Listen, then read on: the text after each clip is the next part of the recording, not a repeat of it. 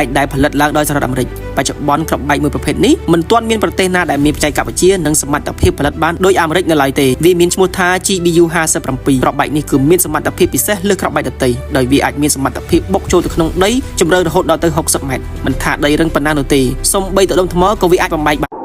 ឱសថបុរាណសញ្ញាកូនភ្លោះ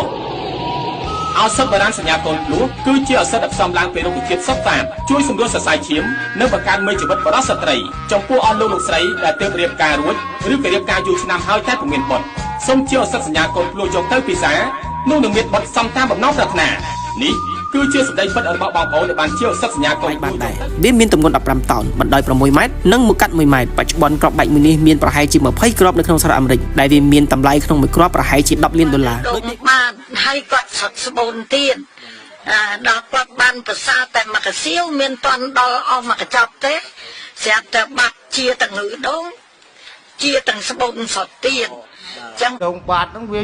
ដំបងឡើងឈឺជាកេះផងអីទៅជាដាច់ទៅរាល់ថ្ងៃហ្នឹងទៅបាទការរដងបាទគ្រួសារការរដងបាទហើយការរដងរយៈពេលប្រហែលឆ្នាំមកហើយគាត់កើតរយៈពេល5ឆ្នាំហើយ5ឆ្នាំមកហើយបាទហើយឲ្យលុយហ្មងជាដាច់ហ្មងជាដាច់